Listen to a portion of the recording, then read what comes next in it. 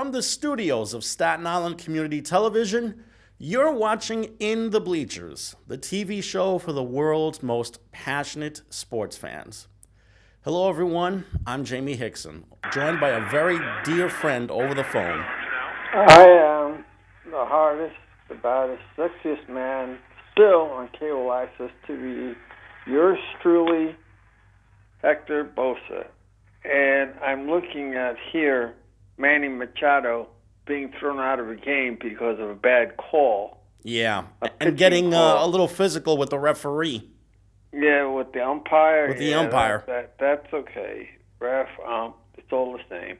But it's funny how things. This is a guy that's making so much money, and he's going to be there for 12 years, or whatever the case may be. Now, let me ask you. So far, has he been worth it for the team? About 60 or 70 games in, he's been actually kind of pedestrian for them. He has not been great at all. And how's the team doing? The Padres are barely a 500 club. And the other guy, Bryce Harper? Yeah, Bryce Harper. How's he doing? Well, I mean, he's giving them power, but his average has been rather lukewarm at best. Let me ask you, how at least the Phillies are contending somewhat. How are the other teams doing besides the Mets and the Yankees? I mean, with some of the people that are leaving or they're trading away because the Yankees made a trade and they sent down, I forgot who they sent down to the minor leagues. I was surprised. Who was it from the Yankees? Well, because of the Edwin Encarnacion trade that they made, in which they gave up practically a minor league pitcher, the Yankees had to send Clint Frazier back to the minors. Yeah, he didn't like it at all. I don't blame him. He's been a little immature in days past, and he really showed it on his Instagram account. He had a whole bunch of photos of him in his Yankees gear during games, but he deleted a whole bunch of photos from his Instagram account. It's now just one photo of him in pinstripes and another photo of him with a couple of his boys and nothing else. That leads me to believe he's not been happy with the way things have been going with the Yankees this year. Well, did you think that was going to happen, considering they have such a powerful lineup? And also, although the people that have been playing very, very well without their power names or hitters, it was bound to happen. Judge is going to come back. The other guy's supposed to come back. Judge and Giancarlo Stanton. Yes, they're coming back. And Didi Gregorius is coming back eventually. Gregorius is already back. You're going to have so many people coming back to the point that the players that were hot and that are still hot, they're just playing for a bigger contract, or should I say a better contract, and they get noticed by other teams, and they're more valuable now. So in case the Yankees want to trade them, they get more valuable pieces back. I'm sorry if they still want to be Yankees, but it's the nature of the beast, that happens. And it's sad because some of them still want to be Yankees because they grew up as Yankee fans and so on as kids, and they know the players. But what do you do in that situation? Who do you keep and who do you get rid of? Do you get rid of Clint Frazier now as a trade bait? Well, they already sent him back to the minor leagues. This is basically to give him playing time because, to be quite honest with you, he was a defensive liability for them. And even though he was hitting the ball reasonably well, it takes more than just power at the plate to try and win games. It takes pitching and it also takes defense. And Clint Frazier was really butchering a lot of plays for the Yankees in games past. Notice what he did in the Red Sox game on national television that one night. The night where he not only dropped one fly ball, but foolishly tried to dive after another fly ball, which wound up bouncing away from him. And then after the game, he supposedly blew off the media when in all actuality, he talked to one reporter and he was basically popping off at the mouth about what happened, and he rubbed a lot of teammates the wrong way. He's been acting really, really immaturely this season, and with this demotion, he got himself over to Scranton. Now he's gotten himself even more unhappy. It's gotten to the point where something has to be done with this kid. They're either going to have to play him and open up a spot for him, or they're going to have to use him as trade bait for a pitcher. And right now, with the batting order that they have, that's all fine and dandy, but pitching is going to have to win them games. And I've seen CC Sabathia look very, very vulnerable, and also Luis Severino get hurt, and also Domingo Germán get hurt. Masahiro Tanaka has been pedestrian at times.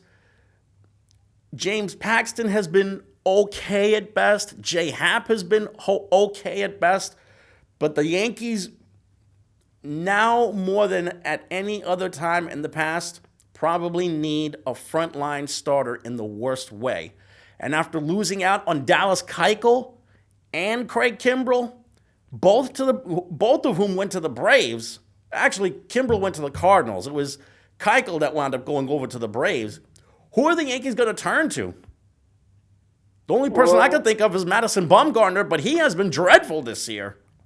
There's a guy from the Cincinnati Reds that they may have a shot at. Forgot his name, but his on a trade because they're waiting for the people that are selling out. If they're not doing very well, such as the Mets.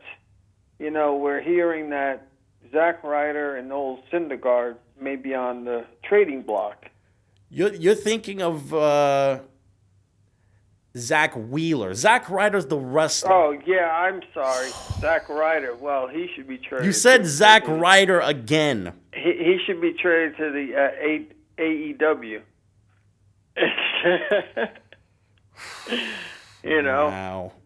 But all I have to say is that Zach Wheeler, the Mets have him on the chopping block supposedly, even though the GM says we're going to try to win instead of lose. They're having problems with their bullpen too. Yeah.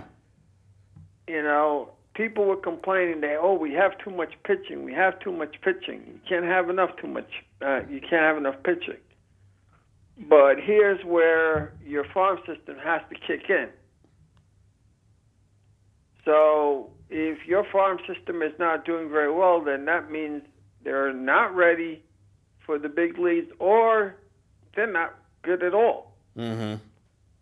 You know, because that's what AAA is supposed to be, even though, you know, it's still different playing down there, but it's supposed to be near Major League games and players, because that's supposed to be the best of the best. Yep. Right? Yeah. By the way, to answer your questions about before, Bryce Harper has played practically every game this season. He's played 71 games this year. And his numbers, not great. That's for sure. 247 average, 12 home runs, and 49 runs batted in. And as for the 10-year, $300 million man, Manny Machado, let's see what his numbers are like. Well, he has a decent on-base percentage, which is .343. But as far as his power numbers are concerned, they are a 261 average, 13 homers, and 39 RBIs. He's been underwhelming as well. Do you think he needs a time off like Robinson Cano? Because even he said that, hitting every day, playing every day, that doesn't make you, be a better hitter if you play it. Sometimes you need to rest up. Well, knowing how these guys like to think, they want to be in the lineup every day. Even whether they're tired or hurt or both, they want to play. But that's a decision that they cannot make. That's a decision that only the manager can make. Well, who's in first place in the Mets in the East so far, in the National League? Right now, it's the Atlanta Braves that have taken over the National League's Eastern Division lead. So their pitching and hitting are good so far. Well, especially their pitching this year. The Braves have gotten masterful jobs from their starting rotation this season. And of course, in second? What's that? Who's in second place? Philly. Philly's 2.5 games behind. And then after that is the Mets, who are 3 games under 500 and 7.5 games behind. Now, what does that tell you about the that part of the Eastern Division? It says it's basically a two-team horse race now. It's only the Braves and the Phillies. The Mets. How could you be in third place and still not have a 500? Well, it's still not halfway yet, but you're in third place and you should have at least 500 or better when you're in third place. Yet they're under 500. Exactly. They're under 500 because their bullpen stinks. Edwin Diaz has slumped really badly. Jeurys Familia has been total garbage this season. He'll have maybe one little spurt for about 1 or 2 games, and then after that do a complete about face and be extremely hittable. He showed that in the St. Louis series. After that, the Nationals have been a disappointment, and the Marlins basically have been the worst team in baseball this season.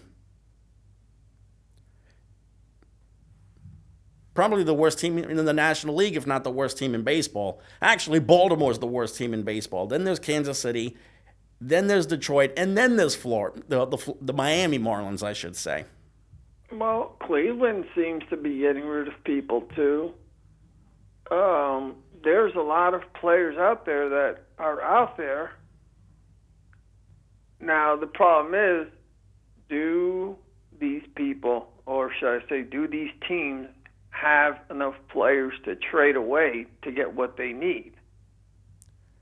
It depends on who's in their farm systems. I know that the Yankees have a little something in their farm system that they could probably use to cut a deal for a pitcher. But do you get rid of them and then not have a farm system at all? Or maybe they can get rid of one of the veteran players that they have that's expendable in the event that Aaron Judge and Giancarlo Stanton both make their return. But then who do you have on the bench? That's the thing. If you're going to do that, you better have a substitute on the bench that's able to play every game if you lose these guys for the season. See, that's the thing that you have to worry about. Most of the times, most teams have players that should, in case you don't have someone that they can play for the entire season. Sometimes they'll platoon. But that's something that you have to look into, and it's worrisome when you actually make trades out there. But you said that the Mets are in third place. Who's in fourth and fifth again? In that division? Washington and then Miami in the Eastern Division. And who's in the Western Division? Of which league? In the National. Western Division, it's the Dodgers leading by a country mile right now. 10.5 games in the standings over the Rockies and Diamondbacks. And who else? Then after that, there's San Diego, which is 13 games behind, and San Francisco, which brings up the rear. Now, the teams that you said, the first three teams, are they over 500? The Dodgers are 24 games over 500 right now. The Rockies and the Diamondbacks, barely 3 games over 500. Now, is that division very weak, or is it the fact that the Dodgers are that good? The Dodgers are just great. I mean, granted, Colorado has a few pretty decent hitters in their batting order, but pitching-wise, it's impossible to try and survive 5 innings, much less a complete game, having to pitch in that bandbox in Denver. And then there's Arizona, which we didn't really think could be all that competitive, but they've been interesting. But other than that, the Dodgers are just outstanding. And San Diego right now, San Diego is basically getting carried by a combination of their guys. It's not just Manny Machado. And on the Eastern, the American League side, the Western Division, the American League West, yeah. All Houston right now. They're almost 25 games over 500, and they're practically almost double digits ahead in the pack, both in the standings and in the loss column over the next closest competitor. And right now, that's the Texas Rangers. I mean, Texas has been okay. They've gotten really, really surprising play from Hunter Pence, a guy who was considered to be washed up after last year, but then was given a minor league contract, and he hit his way onto the team, and he's done great for them this season. But after that, Oakland's a 500 club. The Angels are 2 games under 500. The Mariners have practically thrown in the towel by auctioning off a lot of their players. So who's in the rebuilding mode right now? It's definitely Seattle. They've already traded away Robinson Cano. They've traded Jay Bruce. And now they've traded Edwin Encarnacion. And they're not done dealing either. They might be trading away a whole bunch of their guys. Anybody except Felix Hernandez. He's untouchable. Now, in the American League East, the Yankees have been slumping badly going into this White Sox series, but now, even with that, they still have the Eastern Division lead by half a game over Tampa. Boston, which was slumping badly, has suddenly rounded into form. They're only 5.5 games behind. After that, Toronto and Baltimore are horrible. And at least Edwin Encarnacion, now he can take over first base when Luke Voigt is not playing. Only when Luke Voigt is not playing, but as of right now, Encarnacion is going to be the designated hitter, and they want Voigt to be the everyday first baseman. He's actually played some really good first base for them defensively. And we're number 30. Mm-hmm. Speaking of the Yankees and the Rays, they've got this really juicy 3-game series that they have with the Rays. Starting tonight, they're already in the bottom of the first inning of the first game tonight. This whole homestand that the Yankees have is going to be critical for them because not only do they have Tampa here, they have Houston here. Then after the Toronto series, they're going to fly over to London to play the very first regular season series that's ever been played in Europe. 2 games with the Red Sox. I think they're going to be at Wembley Stadium, if I'm not mistaken. Yep, actually, they're going to be in London Stadium. On on the 29th and the 30th. And then after that, there's the Subway Series with the Mets, and then they have to play the Rays again before the All-Star break. That's, 11 games that the Yankees have to play against the Rays out of the next 25 just to decide who takes over first place in the East. It's going to be a tough ride for any team that doesn't have pitching now, because right now the Yankees starting pitching, first it was the Mets back end and the Yankees front end. Yeah. Imagine if you switched.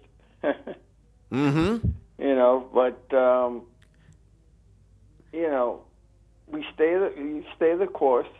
Yeah. Hope for the best, expect the worst. If there's any players out there, you don't want to overdo it by trading everything that you have just for one or two pitches.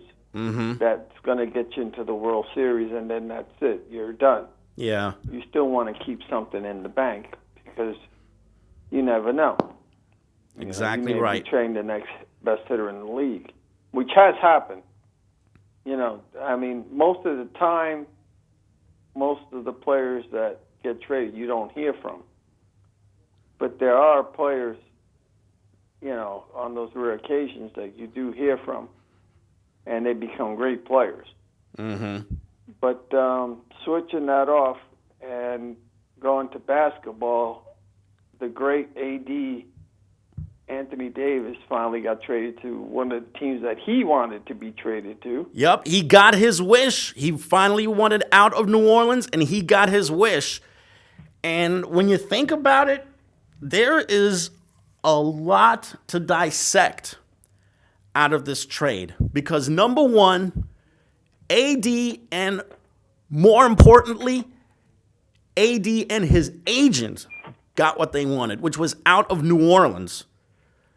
Number two, the package that the Pelicans are getting back. 3 number 1 draft picks, including this year's, as well as Josh Hart, Lonzo Ball, Brandon Ingram. It's safe to say that the Pelicans are rebuilding immediately. And if you put those 3 players in there along with potentially Zion Williamson, that's a pretty interesting young core that the Pelicans are going to have next season.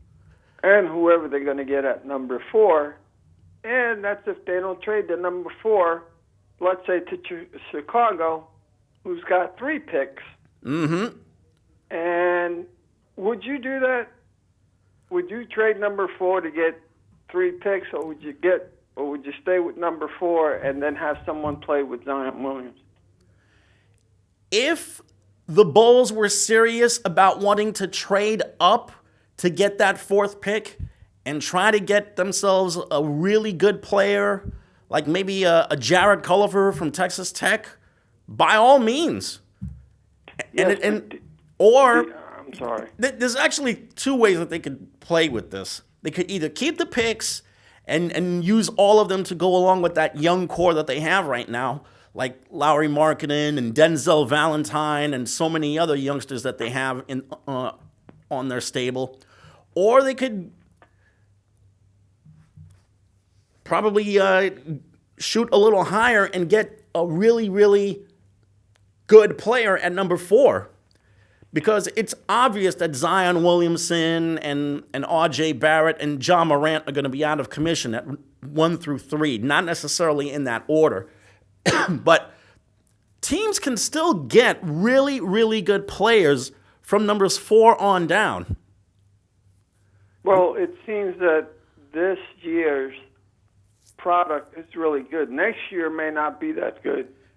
This year's product was probably the one thing that could have made the Knicks something close to resembling a contender this year.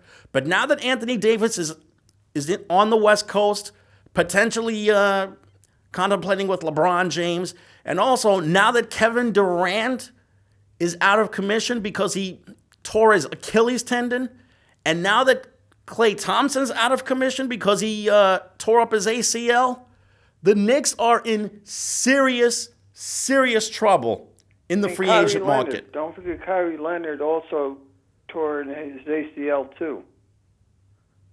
But he had a slight ACL torn, but he still played with the pain. Are you talking about Kyrie Irving? No, I'm not Kyrie Irving. Kyrie Leonard. You mean Kawhi Leonard? Kawhi Leonard, yes. Kawhi Leonard. Kawhi Leonard is the guy that... And yet somehow he was able to suck it up and play every single playoff game in this series.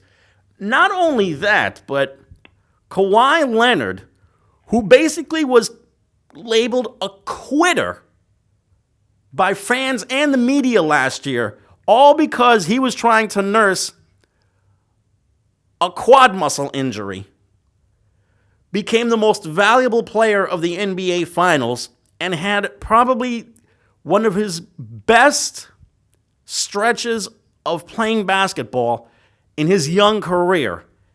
And he was, even though he didn't play that many games this year in the regular season, he only played 60 games in the regular season, he saved himself for the playoffs, and he was masterful. And now the $1 million question is going to be, is he going to go back to Toronto next year, or is he going someplace else?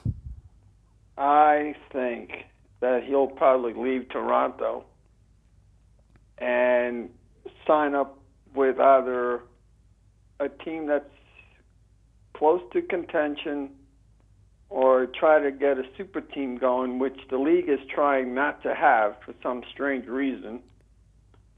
But I think that unless you try to help him out, because that team in itself is not that good. They just played very well this year.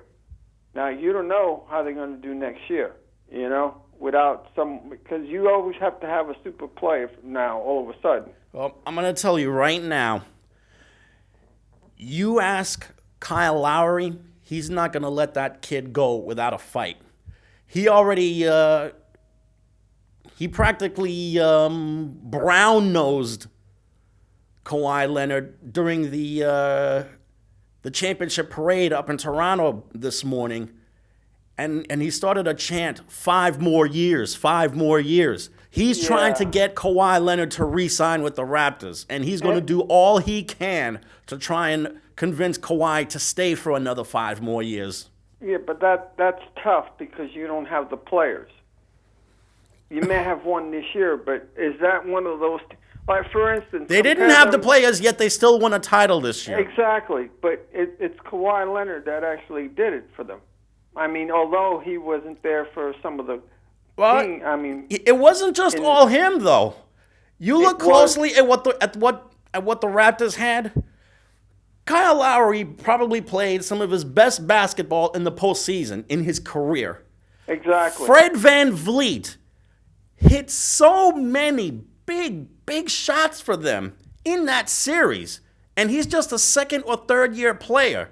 A kid that nobody wanted. Didn't even get drafted coming out of Wichita State. And it was only the Raptors that gave that kid a chance. What about Pascal Siakam? Probably one of the most athletic big men I've ever seen play a game. Did you see the way he ran up the floor, up and down the floor with the ball? Yes, and creating his own shots, too. I mean, it's... What big man do you know of that creates his own shot that doesn't involve a slam dunk?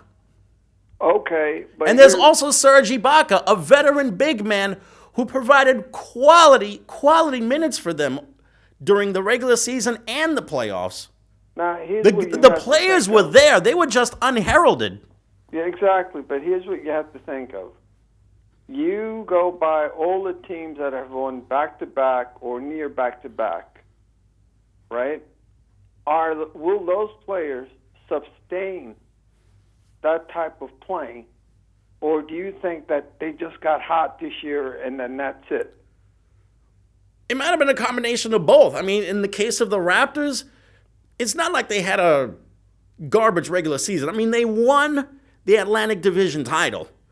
And they were a number 2 seed in the Eastern Conference. Their regular season was good. That's got to count for something. Yes. And also the bracket that they drew, they were 10 times better than Orlando. And they went past the Magic like they were not even there. Everyone knew that they were going to have a tough time with Philadelphia. And you know what? They went up against a Sixers squad that was practically healthy. Some might say they were even better than the Raptors.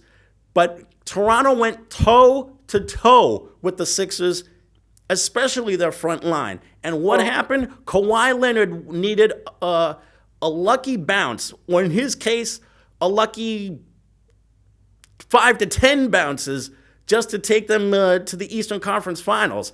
And the reason why the Raptors were better than the Milwaukee Bucks was because the Raptors were better defensively than the Milwaukee Bucks. And the reason why the Raptors were better than the Warriors for 6 games, 2 reasons actually. One, because Kevin Durant, some might say foolishly, tried to come back too soon from his injury. And 2, Klay Thompson landed on his right leg the wrong way and wound up tearing his ACL.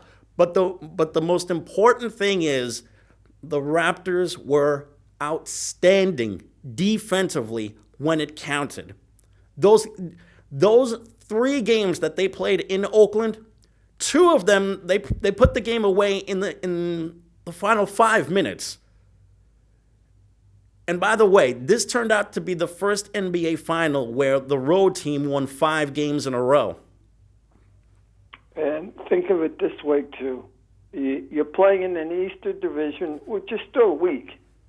You may have about 5 great teams, but you're still playing in an Eastern Division that's very weak. That if you get hot at a certain point, that's it. You can actually beat anybody in the Eastern Division.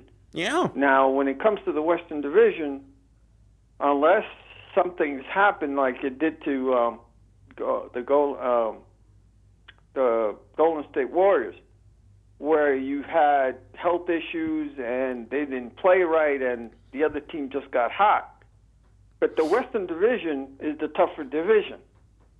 Now, I don't understand why some of these great players go, oh, let's play in the Eastern Division so we can get better competition going. And they'll go to a team like Kemba Walker, who likes his team, but he must not want to win a championship because that team is not built to win a championship. Oh, not even close. But here is a guy that wants to play for that team and probably wants to retire with that team unless he decides to give up. Now, here's a guy, does he deserve a max contract? Kemba Walker? Yes. Kemba's a really interesting player because, like you said, he's gotten really comfortable playing in Charlotte. He's been there 8 years now. And he's been one of the better point guards in this league for a long, long time. He just has not had any kind of supporting cast, which has allowed him to make a really, really deep playoff run. And whose fault is that? Michael Jordan. Because it's Michael Jordan who made the famous first overall pick of Kwame Brown when he ran the Wizards. And what about his time as the Hornets boss? Malik Monk and Michael Kidd-Gilchrist and Adam Morrison, all 3 of whom were complete garbage in Hornets uniforms. Michael Kidd-Gilchrist actually found a new life going someplace else. But the only really decent number 1 draft pick that Jordan has ever made in his entire time as a boss of either the Hornets or the Wizards is Kemba Walker. So he knows that Kemba Walker is the one guy who could keep the Hornets treading water right now. Not just forget being interesting, but treading water. Now, does he deserve a max contract? I'm not too sure. I mean, he's very short for a point guard. He's barely 6'1". He's got a great step back jumper, and he's also got a really great crossover dribble. But man, he could be really, really streaky. He could be either very hot or extremely ice cold. So, and he's got to be put on a team that their forward and their second guard can play defense, because his defensive prowess is not the greatest. No, he is not a terrific defender at all. Okay, and I'll tell you right now, up. the Lakers are one team that are going to be really interested in getting this kid's services. But although let's say it's going to be hard to get him out of Charlotte because he loves it there. Let's say he does go to the Lakers, right? You have two defensive players in Anthony Davis and LeBron James that can back him up. Okay, so he's got to be put in a team where the team, it's a defensive team, or at least have some defensive ball players that could actually help him out. Because look at Muggsy Bogues. Even in his stature, he was he stole a lot of balls, and don't kid yourself. Muggsy was a good player when he played for the Hornets, and he played halfway decent. Yeah, defensively for what he could. Very good. He was a much better defender than people gave him credit for. They overlook him literally because of his height, but he was a good defender. He was also a very good jump shooter. Exactly. And a good ball creator and ball distributor. Now, here's the thing. The Pelicans didn't have to trade Anthony Davis to the Lakers. No, they didn't. But they gave him the situation. Now, is Lonzo Ball better than Dennis Smith Jr.? Is Lonzo Ball better than Dennis Smith Jr.? Yes. I think Dennis Smith Jr. is the better athlete. And I think that he's a better dunker. Let's put it that way. But I'll put it to you this way: the core that they were ready to give up, the Knicks were going to give up for Anthony Davis, plus the draft choices, compared to the Lakers, who was the better? Oh, the Lakers. The Lakers had the much better package. And also, the Lakers have draft picks, number one draft picks that they could spare, not just this year, but in 2 years from now. Yes, and they have 2021, 2023. Yep. Because they can't have back-to-back. Mm-hmm. The league rule states unless there's two other teams available, but you can't have back-to-back number ones. Yeah. So that's strange. Unless it's not a number one draft choice and it's a number 17 and it's still number one draft choice, then you can have it. But if he's top 5 or top 3, then you can't have him. Strange. It's strange to talk about, but it's in the rules somewhere. I'm not totally quite sure of how it stands. Yeah. But trading Anthony Davis to the Lakers, considering their mess that happened over there with Jenny Buss, listening to Kurt Rambis, listening to whomever, that the whole stream of what happened to them, and I just read that they bypassed their GM and went to Magic Johnson and asked him, should we do this trade? And Johnson said yes. So interesting that they would get the advice of somebody who is no longer employed with the team. Interesting. So they value his opinion more than the GM. And oh wow. And maybe it's wrong. Who knows? You know what's written on paper nowadays. You know, the way things have been thrown by our government, saying that what people write is garbage and it's not worth a grain of salt anymore, which I don't think so, depending upon who you listen to.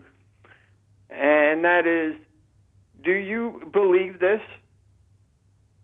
Do you believe that happened?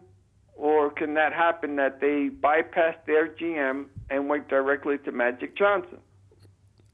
At this rate, I'll believe anything when it comes to that mess. There's still a mess. Even though Anthony Davis is now teaming up with LeBron, they're still a complete and unmitigated mess. Because nobody knows what they're doing. Nobody knows what they even want to do next. They had to go to somebody who's no longer even on a payroll just to get front office advice. I mean, how incompetent can one organization be? Well, that's the thing. Now, by trading Anthony Davis and Kevin Durant getting hurt, now you have the biggest trickle effect that you ever seen. Because Kevin Durant, whether you like it or not, was still ready to go to the New York Knicks or to the Brooklyn Nets. And I don't buy it for 1 second. I don't buy it for 1 second, because why would he want to give up a golden, for lack of a better word, opportunity just to try and resuscitate a franchise that has been dormant for almost 2 decades? It made no sense whatsoever. He had 2 championships that he had already won. It made no sense whatsoever for him to try and resuscitate a downtrodden franchise like that. But here's the thing. Forget that you dislike James Dolan. Forget that part, because we both dislike James Dolan. Half the country dislikes James Dolan. Okay? But their team itself is not as bad as you make it. Statistically wise, they're not the greatest. And they did have a losing team. Okay? But they were the second youngest league in the team. And it takes about 3 years to actually get actually good. Okay? Well, in their case, it's been taking them almost 2 decades. Yes, but this is the first time or the second time in their lives that they actually rebuild. And when was the last time they were the second league in the youngest team, the youngest team in the league? Long ago. Exactly. So stick that into your memory bank for a second. They have tried to rebuild very quickly by getting Carmelo Anthony and Amari Stoudemire. They try to plug things very quickly. This is the first time that the Knicks organization and their fans, because I say the fans, not the true fans, because the true fans would wait at least 2 or 3 years, because other teams can get away with it. If you notice that when other teams, such as in Indiana, such as, let's say, Boston, such as those other places where they break down and they rebuild young and they have 2, 3, 4 seasons bad, but their young core is still doing well enough. You have Kevin Knox, who made the All-Star team. You got Mitchell Robertson. No, he made the rookie team, not the All-Star team. Okay, but he still made the team. That is about as insignificant a thing as there is when it comes to the sport. And then after that, you still got a nice core of young players. Now, you stick KD in there, which you don't know if some teams still want him or not. Because if he comes back, he can come back 2 ways. Bad or good. You know? And if he comes back as a good player or a halfway decent player, should the Knicks get him? Why not? What have they got to lose?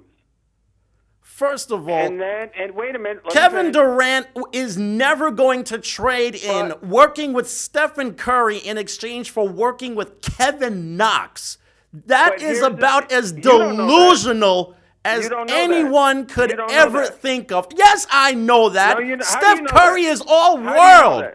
Because Steph Curry is all world. Kevin Knox just got here. Well, Kevin That's Durant why. may want his own team. That's the thing. Kevin Durant may want to have his own team. Imagine if he won in the New York Knicks organization. Imagine if you won, you'd be king here. You would be remembered for the longest times in the world, like Clyde Frazier. Clyde Frazier's always remembered. And some of the other guys that were in that winning team. You would be king if you could make it here, like the song says. You can make it. You're going to compare what anywhere. happened with Clyde and those other guys to this then- team now? That's That's another right. asinine statement. If you could make it here, you can make it anywhere.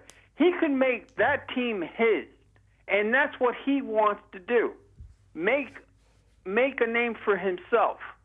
He's long made a name for himself. He's got 2 rings, for crying out loud. Yes, What do you mean make but a name but for that- himself? but He whose made a team- name for himself with Oklahoma City. He But made a whose name for team- himself with Golden State. He doesn't But need to make a name for himself anymore.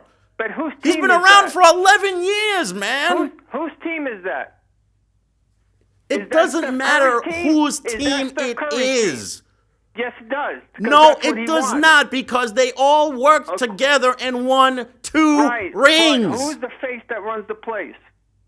Steph Curry. Maybe he wants to be the face that runs the place.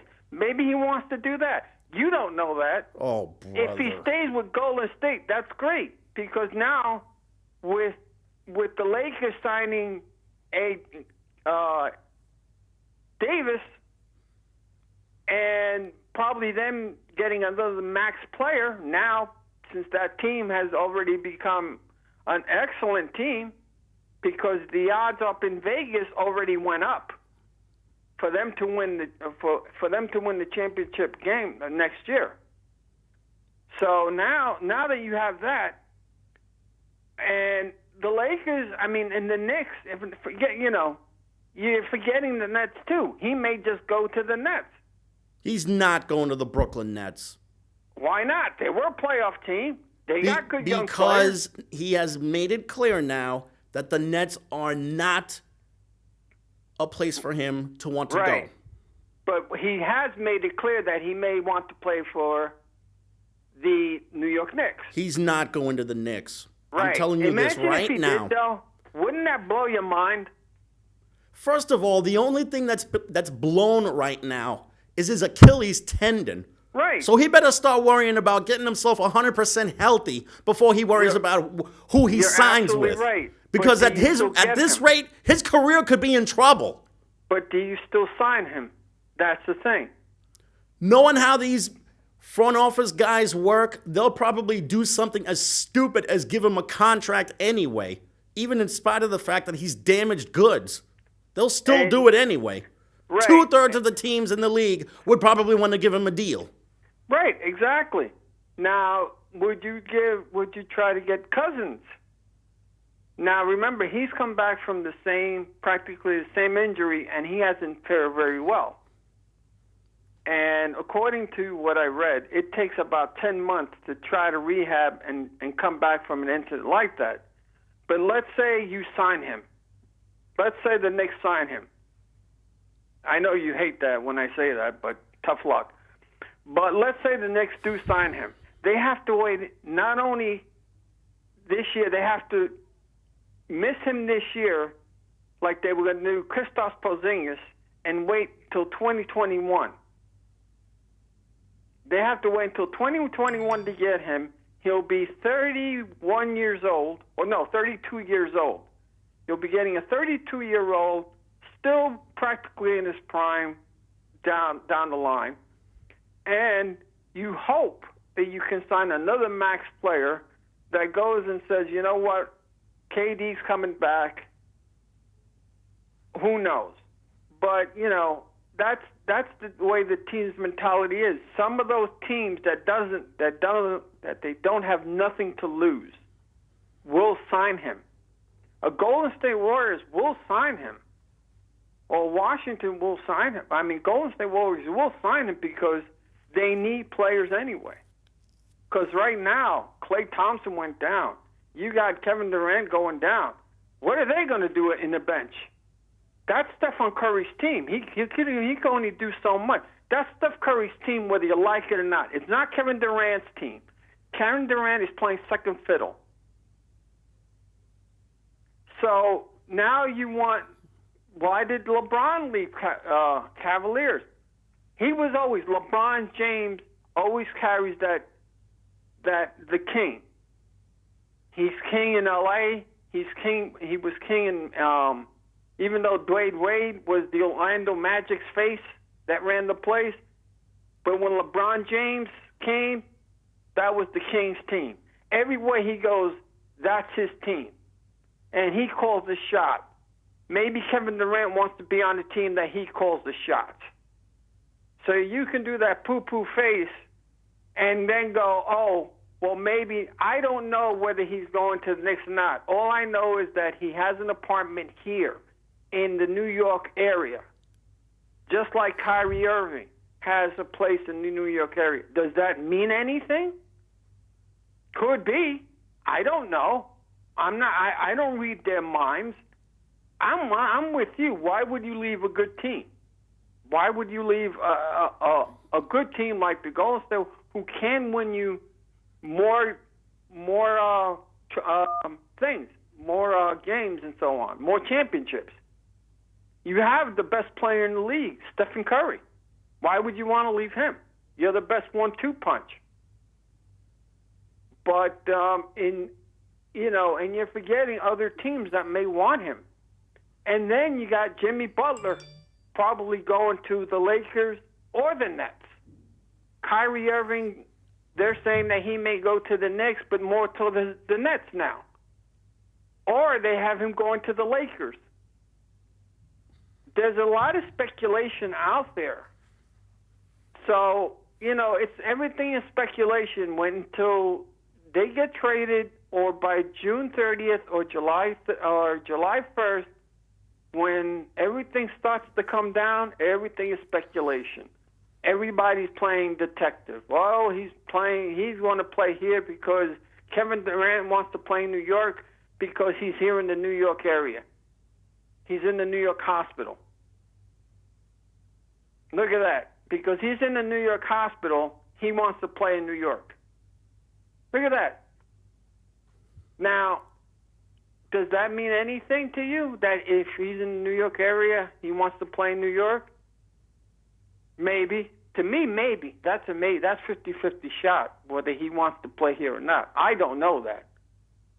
I'm just like you. I'm just speculating that he may want to play here. That means he may not want to play here. I don't see why he would want to play here.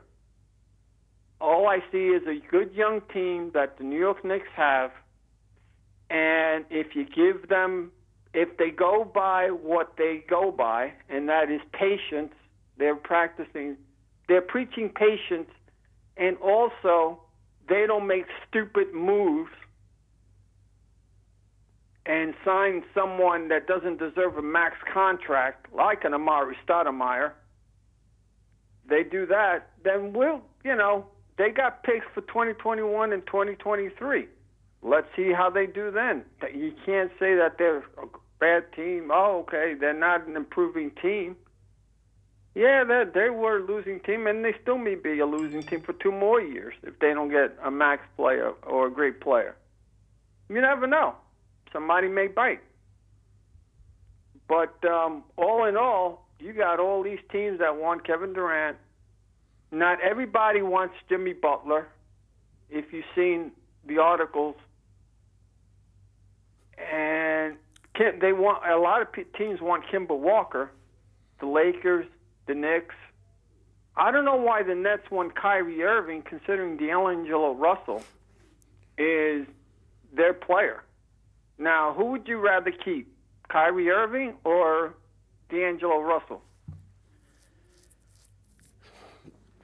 Knowing how things have been going and knowing how much mutual interest is between the two, my guess is the Nets are going to go for the all-star caliber point guard and bring in Kyrie Irving, which would be a disappointment because D'Angelo Russell probably had a career year for the Nets this season. But there's still the issue of of maturity, not just only on Russell's part, but on Irving's part as well. Because Irving was a little bit of a troublemaker when he played for the Celtics this past season. Complaining to the media, well, not just complaining, but criticizing the young players to the media, which which is a complete no-no. So if he were to make his way to Brooklyn, the Nets have some young players that are still developing. So Al Horford is said to be wanting to resign with the Celtics. The Celtics, what happened to them? What happened to them? Number one, there were a couple of guys that were a little bit injured. And number two, Gordon Hayward didn't have that great of a season. Number three, the young players that they have showed a little bit of immaturity this season. Yeah, they showed. The young guys, now remember what you said. The young guys showed immaturity. They have to go through their growing pains. Remember what you just said. Mm-hmm. And point that out to every young team that's out there. They also have to keep their mouths shut in the locker room when it comes to dealing with veterans. True. You know, I mean, they have a right to say whatever they have to say, but there's going to be consequences. But now, you know, you have the league going haywire because a lot of free agents are out there. And, you know, do they deserve max contracts? Do half of them deserve my contract, like that big center that's supposed to come out? I forgot where. Jokovic? I forgot. Something with a V. Something MV. You mean Nikola Jokic? Yes. Is he worth a max contract? Depending upon where he goes. That's another thing. He's a big man with a lot of skill, though. What I've been reading so far about him, he'll give you what you want, but is he deserving of a max contract? They're saying no. But this is what I've been reading. That doesn't mean that I'm just telling you what I've read and what I've heard. You know, this is from WFAN, ESPN, and everything that I've read in BS Stream and all them other things that I've read. And I'm telling you that this is the stuff that they've been saying, that KD is right for New York because he'd be king. And they're even saying that he would be the perfect person to sign with the Knicks because they have to develop the young core anyway. So if the Knicks are willing to go in another losing streak again, in another losing season to develop these players to see if they're worth it or not. Now, you got to see if they've improved or not. Hopefully they have. You got to remember that the Eastern Division with the new, with the Pelicans getting all these players now that they're a young team, but Lonzo Ball didn't pan out for the Lakers. Yeah. And I don't hear anybody complaining. Well, they were complaining in L.A. about Lonzo Ball. But, you don't complain about him as much as you do Frank and Nikita. I don't hear people complaining. Well, it all depends what state you're from, because that's the team you're going to follow. Yep. That's the team you're going to follow. I mean, even Ball was hurt. But all in all, it's 7:59. I must bid you an adieu, a goodbye, and we'll talk about football and soccer, women's soccer. Hopefully, it'll be done next week. All right. And we'll see what happens. All right, Hector. Thanks so much once again. No problem. It's my birthday, and I'll try if I want to. And also, thanks to Kenny Graham on the other side of the glass, and thanks to you guys for watching at home. For everyone here, I'm Jamie. I'm Hector. We're done. See you next time.